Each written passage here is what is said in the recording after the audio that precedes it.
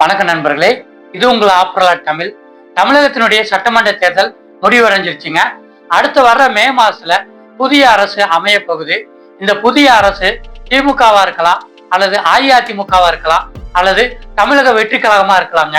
இந்த மூன்று கட்சியில எந்த கட்சி ஆட்சிக்கு வந்தாலும் தமிழக மக்களுக்கு அதிகமான பணம் சம்பந்தப்பட்ட திட்டங்களை அடுத்து வர மே மாசத்துல அமுல்படுத்த போறாங்க. ஏன்னா இந்த மூன்று கட்சிகளுமே தங்களுடைய தேர்தல் வாக்குறுதிகள்ல ஏழை எளிய மக்களுக்கு பயன்படக்கூடிய பணம் சம்பந்தப்பட்ட தேர்தல் வாக்குறுதிகளை அதிகமா கொடுத்துருக்காங்க. அடுத்து வர்ற மே மாசத்துல இந்த புதிய அரசு என்னென்ன புதிய பணம் சம்பந்தப்பட்ட திட்டங்களை அமுல்படுத்த போறாங்க, அதற்கு தேவையான முக்கியமான ஆவணங்கள் என்னென்ன அப்படிங்கிறது தான் இந்த வீடியோல நம்ம தெளிவாகவும் விளக்கமாகவும் பார்க்க போறோம். நீங்க இந்த வீடியோவை ஸ்கிப் பண்ணாம கடைசி வரைக்கும் பார்த்தீங்கன்னா புதிய அரசு அமைந்தவுடன் செயல்படுத்த போகும் முக்கியமான திட்டங்கள்ல உங்களுக்கு உடனடியா பணம் வந்து சேரும். நீங்க ஆப்ரலா தமிழ் சேனல புதுசா பார்த்தாலோ இல்ல இன்னும் சப்ஸ்கிரைப் பண்ணலாலும் உடனே சப்ஸ்கிரைப் பண்ணி வச்சுக்கோங்க. அப்பதான் இந்த சேனல்ல வர மணி சேவிங்ஸ் வீடியோக்களை உடனே உங்களால பார்க்க முடியும். இந்த வீடியோனுடைய ஆரம்பத்துல திமுக, அஇஅதிமுக, தமிழக வெற்றி கழகம் இந்த மூன்று கட்சிகளும் ஏழை எளிய மக்களுக்கு பயன்படக்கூடிய முக்கியமான தேர்தல் வாக்குறுதிகள் என்னென்ன கொடுத்திருக்காங்க அப்படிங்கிறத பார்த்துடலாம். அப்புறமா அரசு அறிவிக்க உள்ள இந்த புதிய திட்டங்களுக்கு தேவையான ஆவணங்கள் என்னென்ன அப்படிங்கிறத வீடியோட கடைசியில பார்த்துடலாங்க. திமுகவினுடைய தேர்தல் வாக்குறுதிகள்ல முதல் திட்டமா நம்ம பார்க்க போறது கலைஞர் மகளிர் உரிமை தொகை திட்டத்துல உரிமை தொகை உயர்வுதாங்க. இப்ப கலைஞர் மகளிர் உரிமை தொகை திட்டத்துல 1000 ரூபாய் மாதம் பெண்களுக்கு வழங்கப்பட்டு வந்துகிட்டு இருக்கு. இந்த தொகை புதிய அரசு அமைந்தவுடன் 2000 ரூபாயாக உயர்த்தப்படும் அப்படின்ட்டு தேர்தல் வாக்குறுதிகள்ல சொல்லியிருக்காங்க. நீங்க இந்த திட்டத்துல ஏற்கனவே பயன்பட்டு இருக்கீங்கன்னா உங்களுக்கு புதிதாக எந்த ஆவணமும் தேவைப்படாதுங்க. உங்களுடைய உரிமை தொகை 1000 ரூபாயிலிருந்து 2000 ரூபாயா தானா உயர்ந்துடும். ஆனா நீங்க இன்னும் திட்டத்துல சேரலைன்னா புதிய அரசு அமைந்தவுடன் மகளிர் உரிமை தொகை திட்டத்தை கட்டாயமா விரிவுபடுத்துவாங்க. அப்ப நீங்க உங்க பெயரை மகளிர் உரிமை தொகை திட்டத்துல சேர்த்துட்டீங்கன்னா உங்களுக்கும் மாதம் 2000 ரூபாய் கிடைக்குங்க. திமுகவினுடைய 2வது முக்கியமான தேர்தல் வாக்குறுதி என்ன அப்படின்னா 8000 ரூபாய் கூப்பன் தாங்க. ஆமாங்க, திமுக அரசு இந்த தேர்தலில் ஜெயிச்சிச்சு அப்படின்னா தமிழகத்தில் உள்ள ஒவ்வொரு குடும்பத்திற்கும் 8000 ரூபாய் கூப்பன் வழங்கப்படும் அப்படின்னு சொல்லியிருக்காங்க. இந்த கூப்பன் மூலமாக ஒவ்வொரு வீட்டிற்கும் தேவையான மிக்சி, கிரைண்டர் மற்றும் வாஷிங் மிஷின் போன்ற வீட்டு உபயோகப் பொருட்களை நீங்க வாங்க முடியும். பழைய பொருட்களை கூட இந்த கூப்பன் மூலமா மாற்றிக்கலாம் அப்படின்னு சொல்லியிருக்காங்க. இந்த திட்டத்திற்கு முக்கியமா ரேஷன் கார்டு கேட்பாங்க. நீங்க ரேஷன் கார்டு இன்னும் வாங்கல அப்படின்னா கட்டாயமா ரேஷன் கார்டுக்கு அப்ளை பண்ணுங்க. தமிழகத்துல இப்ப ரேஷன் கார்டுல குடும்ப தலைவராக மனைவியினுடைய பெயரும் புகைப்படமும் இருந்துச்சுன்னா அரசு வழங்கக்கூடிய சலுகைகள் கிடைக்குது அப்படின்ட்டு பரவலா ஒரு பேச்சு அடிபடுதுங்க. உங்க ரேஷன் கார்டுல குடும்ப தலைவர் புகைப்படமா உங்களுடைய மனைவி பெயர் இடம்பெறணும்னா நீங்களுமே அதுக்கு அப்ளை பண்ணி உடனடியா மாற்றி வச்சுக்கோங்க. அடுத்து 3வது திமுகவினுடைய முக்கியமான தேர்தல் வாக்குறுதி என்ன அப்படின்னா முதியோர் உதவித்தொகை உயர்வுதாங்க. இதுவுமே ஏற்கனவே உள்ள திட்டம் தான். முதியோர் உதவித்தொகை தற்பொழுது 1200 ரூபாயா வழங்கிட்டு இருக்காங்க. இந்த தொகையை 2000 ரூபாயா உயர்த்தி வழங்கப்படும் சொல்லியிருக்காங்க. கூடவே அதிக வயதான திருமணமாகாத கைம்பெண்களுக்காகவும் 2000 ரூபாய் வழங்கப்படும் அப்படின்னு சொல்லியிருக்காங்க. நீங்க ஏற்கனவே முதியோர் உதவித்தொகை வாங்கிட்டு இருக்கீங்க அப்படின்னா உங்களுடைய முதியோர் உதவித்தொகை 1200 ரூபாயிலிருந்து 2000 ரூபாயா உயருங்க. நீங்க இன்னும் முதியோர் உதவித்தொகையில பதிவு செய்யல அப்படின்னா உடனடியா அடுத்த மாசத்துல இருந்து பதிவு செய்ய ஆரம்பிச்சிருங்க. அடுத்து திமுகவினுடைய 4வது முக்கியமான தேர்தல் வாக்குறுதி என்ன அப்படின்னா கல்வி பயிலும் மாணவர்களுக்கானதுதாங்க. பள்ளி மற்றும் கல்லூரி மாணவர்களுக்கு இலவசமாக லேப்டாப் வழங்கப்படும் அப்படின்னு சொல்லியிருக்காங்க. இதுவும் ஏற்கனவே உள்ள திட்டம் தான். இதை அடுத்து விரிவுபடுத்த போறாங்க. தமிழ் முதல்வன் மற்றும் நான் முதல்வன் போன்ற திட்டங்கள் பள்ளி மற்றும் கல்லூரி பயிலும் மாணவர்களுக்கு மிகவும் பயனுள்ளதா இருக்க போகுது. உங்க வீட்லயும் இந்த பள்ளி மற்றும் கல்லூரி பயிலும் மாணவர்கள் இருந்தாங்கன்னா அரசு அறிவிக்க போற இந்த புதிய திட்டங்களுக்கு தேவையான ஆவணங்களை தயார் நிலையில வச்சுக்கோங்க. அடுத்து திமுகவினுடைய 5வது முக்கியமான தேர்தல் வாக்குறுதி என்ன அப்படின்னா மீனவர்களுக்கான நிவாரண தொகை தாங்க. மீன்பிடி தடைக்கலகத்துக்கான நிவாரண தொகை 8000 ரூபாயிலிருந்து 12000 ரூபாயாக உயர்த்தி வழங்கப்படும் சொல்லியிருக்காங்க. இந்த 5 தேர்தல் வாக்குறுதி கூடவே 10 லட்சம் ரூபாய் வரையிலான மருத்துவ காப்பீடும் வழங்கப்படும் அப்படின்னு சொல்லியிருக்காங்க. அடுத்ததா அஇஅதிமுகவினுடைய முக்கியமான 5 தேர்தல் வாக்குறுதிகள் என்னென்ன அப்படிங்கிறத பார்த்துடலாங்க. அஇஅதிமுகவினுடைய முதல் தேர்தல் வாக்குறுதி குலவிளக்கு திட்டம் தாங்க. ஆமாங்க, தமிழக குடும்பத்தில் உள்ள எல்லா பெண்களுக்கும் மாதம் மாதம் 2000 ரூபாய் நிதியுதவி வழங்கப்படும் அப்படின்னு சொல்லியிருக்காங்க. அடுத்து இரண்டாவது தேர்தல் வாக்குறுதி என்ன அப்படின்னா, அம்மா இல்லம் திட்டம் மூலமாக வீடு இல்லாத ஏழை எளிய மக்களுக்கு புதிதாக வீடுகள் கட்டித்தரப்படும் அப்படின்னு சொல்லியிருக்காங்க. நீங்க இந்த 2026ல புதுசா வீடு கட்டணும், அரசு ஏதாவது உதவி செஞ்சா நல்லா இருக்கும் அப்படின்னு நினைச்சிட்டு இருந்தீங்கன்னா அம்மா இல்லம் திட்டம் மூலமாக கூட நீங்க விண்ணப்பிக்கலாங்க. இதற்கு தேவையான ஆவணங்கள் என்னென்ன அப்படிங்கிறத வீடியோவோட கடைசியில் நான் சொல்றேன். அடுத்து அஇஅதிமுகவினுடைய மூன்றாவது முக்கியமான தேர்தல் வாக்குறுதி என்ன அப்படின்னா, அம்மா 2 வீலர் திட்டம் தாங்க. இந்த திட்டம் மூலமாக 2 வீலர்கள் வாங்க 25,000 ரூபாய் மானியம் வழங்கப்படும் அப்படின்னு சொல்லியிருக்காங்க.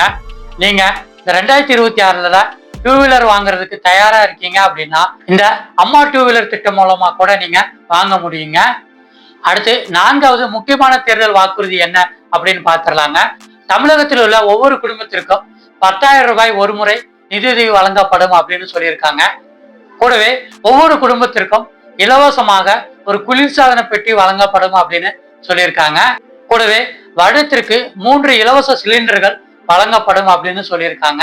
அடுத்து ஐந்தாவது முக்கியமான தேர்தல் வாக்குறுதியா அஇஅதிமுக அறிவிச்சிருக்கிறது என்ன அப்படின்னா, கடன்கள் ரத்து தாங்க. ஆமாங்க, மாற்றுத்திறனாளிகள் கூட்டுறவு வங்கிகளில் வாங்கின கடன்கள் ரத்து செய்யப்படும் அப்படின்னு சொல்லியிருக்காங்க.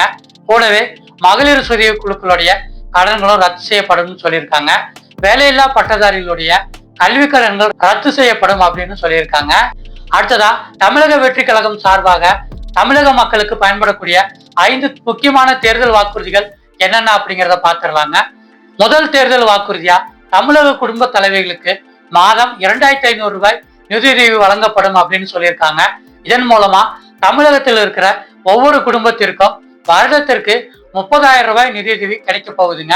அடுத்து தமிழக வெற்றி கழகத்தினுடைய இரண்டாவது முக்கியமான தேர்தல் வாக்குறுதி என்ன அப்படின்னா, மாணவர்கள் கல்வி இடைநிற்றலை தடுப்பதற்காக ஒவ்வொரு வருடமும் மாணவர்களுடைய பெற்றோர்களுடைய வங்கி கணக்கிற்கு 15,000 ரூபாய் நிதியுதவி வழங்கப்படும் சொல்லியிருக்காங்க.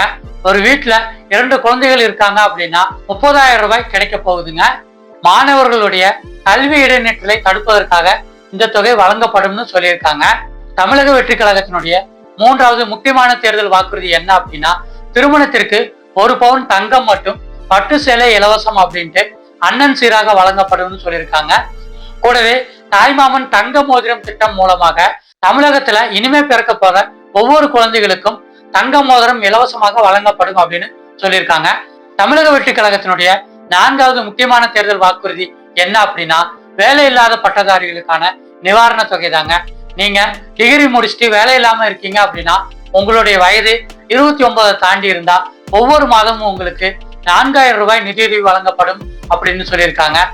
கூடவே இன்டர்ன்ஷிப் தொகையா 10,000 ரூபாய் முதல் வழங்கப்படும் அப்படின்னு சொல்லியிருக்காங்க. அடுத்து 5வது முக்கியமான தேர்தல் வாக்குறுதி என்ன அப்படின்னா, விவசாயிகளுக்கான பயிர்க்கடன்கள் தள்ளுபடி செய்யப்படும் அப்படின்னு சொல்லியிருக்காங்க.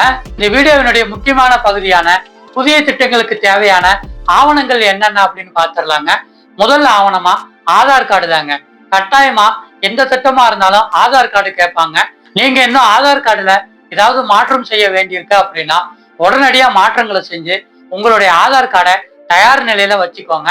உங்களுடைய ஆதார் கார்டுல உங்களுடைய பெயர் மற்றும் முகவரி மற்றும் உங்களுடைய மொபைல் எண்கள் சரியா இருக்கா அப்படிங்கிறத சரிபார்த்து வச்சுக்கோங்க. அரசு அறிவிக்கிற புதிய திட்டங்களுக்கு முதல் ஆவணமா இந்த ஆதார் கார்டை தான் கேட்பாங்க. அடுத்து 2வது முக்கியமான ஆவணம் என்ன அப்படின்னா, ஸ்மார்ட் ரேஷன் கார்டு தாங்க. உங்களுடைய ரேஷன் கார்டை தான் முக்கியமா கேட்பாங்க. தமிழ்நாட்டுல மொத்தம் 5 வகையான ரேஷன் கார்டு இருக்குங்க. முதல் 3 வகை ரேஷன் கார்டுகளை அரிசி அட்டை கார்டுகள்னு சொல்றாங்க. 4வது ரேஷன் கார்டை சுகர் கார்டுன்னு சொல்லுவாங்க, அதாங்க சர்க்கரை அட்டை. 5வதா உள்ளத வெறும் ஆவணமா மட்டும்தாங்க பயன்படுத்த முடியும். இது அரசு அலுவலர்களுக்கான ரேஷன் கார்டுங்க. நீங்க முதல் 3 வகை அரிசி அட்டை கார்டு வச்சிருக்கீங்கன்னா உங்களுடைய பெயர் மற்றும் முகவரி மற்றும் உங்களுடைய மொபைல் எண்கள்லாம் சரியா இருக்கான்னு சரி பார்த்துக்கோங்க. நீங்க சுகர் கார்டு வச்சிருக்கீங்க அப்படின்னா தகுதியுள்ள பயனாளிகளுக்கு சுகர் கார்டுகளை அரிசி கார்டா மாத்திக்கலாம் அப்படின்னு சொல்லியிருக்காங்க. அடுத்து 3வது முக்கியமான ஆவணம் என்ன அப்படின்னா, வங்கி கணக்கு புத்தகம் தாங்க. உங்ககிட்ட கட்டாயமா பேங்க் அக்கௌண்ட் வச்சிருக்கணும். பேங்க் அக்கௌண்ட் உங்க பேர்ல உங்களுடைய முகவரியில மற்றும் உங்களுடைய மொபைல் எண்ணில் இருக்கணுங்க. இந்த 3 விஷயங்களும் சரியா இருக்கா அப்படிங்கிறத சரி பார்த்து வச்சுக்கோங்க. அடுத்து 4வது முக்கியமான ஆவணம் என்ன அப்படின்னா வருமான சான்றிதழ் தாங்க. அரசு அறிவிக்கிற எல்லா திட்டங்களும் ஒரு குறிப்பிட்ட வருமானம் உள்ள பயனாளிகளுக்கு தாங்க போய் சேரும். அதனால வருமான சான்றிதழை முக்கியமா கேட்பாங்க. நீங்க ஒரு முறை வருமான சான்றிதழ் வாங்கினா 4 முதல் 6 மாதங்களுக்கு அந்த வருமான சான்றிதழை பயன்படுத்த முடியுங்க. அதனால வருமான சான்றிதழ் உடனடியா தேவையில்லை. ஆனா அரசு அறிவிக்கிற திட்டங்கள்ல வருமான சான்றிதழ் கட்டாயமா இருந்தா நீங்க அப்ளை பண்ணி உடனடியா வாங்கிக்கோங்க. அடுத்து 5வது முக்கியமான ஆவணம் என்ன அப்படின்னா ஜாதி சான்றிதழ் தாங்க. இந்த கம்யூனிட்டி சர்டிபிகேட்னு சொல்லக்கூடிய ஜாதி சான்றிதழை ஆன்லைன்லயே அப்ளை பண்ணி இப்ப நீங்க வாங்கிக்கலாங்க. ஒரு குடும்பத்துல கணவன் அல்லது மனைவி அல்லது பெற்றோர்களுடைய ஜாதி சான்றிதழை வைத்து அவர்களுடைய பிள்ளைக்கோ அல்லது கணவன் மனைவிக்கோ புதிதாக ஜாதி சான்றிதழ் பெற முடியுங்க. நண்பர்களே, தமிழகத்தினுடைய இந்த புதிய அரசு அமைந்தவுடன் என்னென்ன அரசு நல திட்டங்களை அமல்படுத்த போறாங்க, அந்த திட்டங்களுக்கு தேவையான முக்கியமான ஆவணங்கள் என்னென்ன அப்படிங்கறது தான் நீங்க இவ்வளவு நேரம் பார்த்துருந்தீங்க. இந்த வீடியோ உங்களுக்கு பிடிச்சிருந்துச்சுன்னா வீடியோக்கு ஒரு லைக் போட்டு இந்த விஷயங்கள்லாம் தெரியாம இருக்கிற உங்க ஃப்ரெண்ட்ஸ் அண்ட் ஃபேமிலிக்கு வீடியோவை ஷேர் பண்ணி விடுங்க. அடுத்து வர்ற மே மாசத்துல தமிழகத்துல திமுகவோ அல்லது அஇஅதிமுகவோ அல்லது தமிழக வெற்றி கழகமோ இந்த 3 கட்சிகள்ல எந்த கட்சி ஆட்சி அமைத்தாலும் புதிய திட்டங்கள் வரப்போகுது உறுதிங்க. இந்த புதிய திட்டங்களுக்கான பணப்பலன்களை முதல் ஆளா நம்ம வாங்குறதுக்கு தயாரா இருப்போம். நீங்க ஆப்ரலாட் தமிழ் சேனலை இன்னும் சப்ஸ்கிரைப் பண்ணலைன்னா உடனே சப்ஸ்கிரைப் பண்ணிக்கோங்க. அப்பதான் இந்த சேனல்ல வர்ற பணம் சேமிக்கிற வீடியோக்களை உடனே உங்களால பார்க்க முடியும். இன்னொரு மணி சேவிங்ஸ் வீடியோக்களை உங்களை மீண்டும் சந்திக்கிறேன். நன்றி, வணக்கம். கூடுதலா ஒரே ஒரு தகவலுங்க, நம்மளுடைய ஆப்ரலாட் தமிழ் சேனல் 5000 சப்ஸ்கிரைபர்களை தாண்டி இருக்கோம். இந்த நேரத்துல ஆப்ரலாட் தமிழ் குடும்பங்கள் ஒவ்வொருத்தருக்கும் என்னுடைய நெஞ்சார்ந்த நன்றியை தெரிவிச்சுக்கிறேன். உங்களுடைய அன்பும் ஆதரவும் தொடர்ந்து கொடுங்க அப்படிங்கிறதையும் இந்த நேரத்துல நான் உங்ககிட்ட கேட்டுக்கிறேன். நன்றி, வணக்கம்.